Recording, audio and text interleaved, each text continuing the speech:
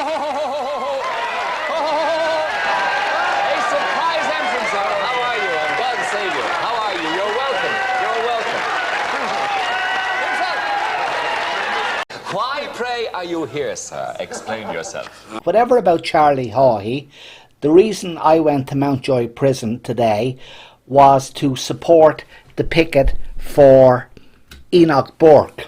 Now, Enoch Burke is an evangelical Christian, and he is in prison in Dublin because he refuses to say a boy is a girl is a boy, and so on. I've written in the Burkean about him.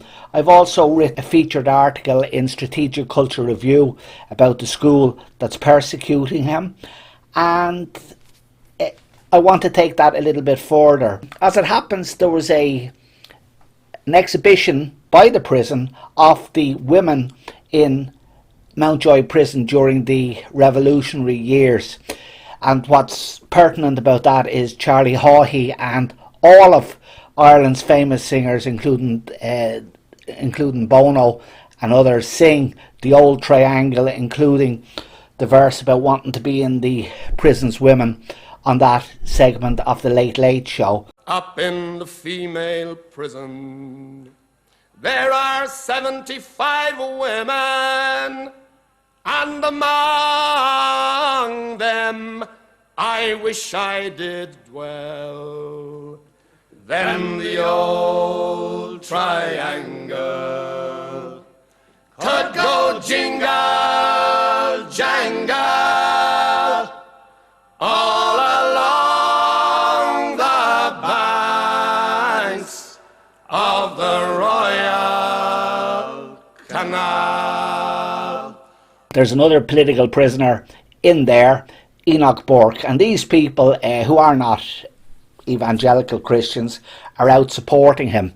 Now, I interviewed them, but because I was only using a small video camera, there was a lot of static and so on. I didn't have a wind muffler on it, so I've excluded all of that.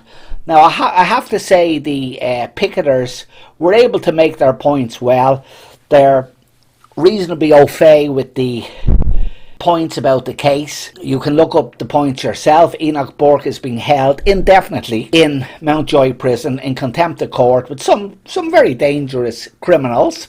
On top of that, the Irish media are egging on the prisoner, saying he's not popular and his Christian beliefs are driving them up the wall. Now, I severely doubt that, and in fact Enoch Burke not only doubts it, but he is taking legal action against the offending media. One of the actions the Burke family, which is a large Calvinist evangelical Christian family in Ireland, do is they take legal actions on various things, which is totally within their rights as Irish citizens. But what's happening is these rights are being eroded at an exponential rate, and Enoch Burke and the Burke family happen to be on the cutting edge of that. Now, these people whom I spoke to today got some dog's abuse, as they say themselves, from cyclists.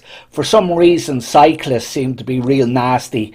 They give the fingers and they cycle on, whereas taxi drivers, bus drivers and so on are more supportive.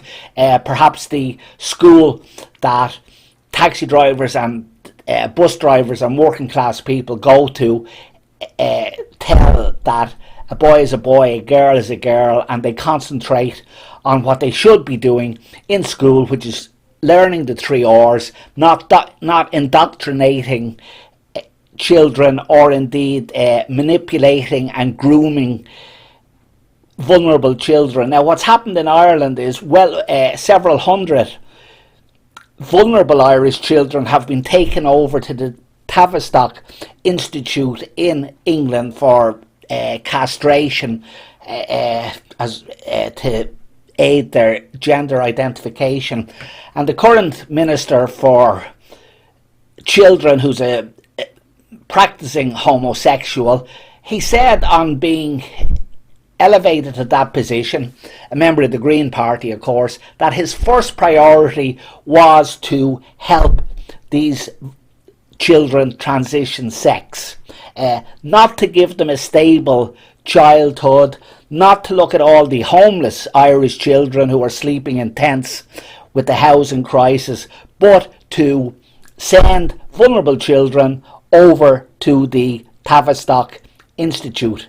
Now, I don't know about you, but I think that's a little bit scary, to say the least.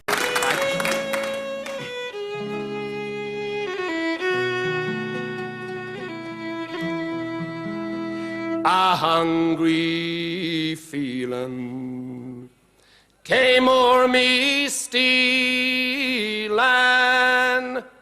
All the mice were squealing in my prison cell, and the old triangle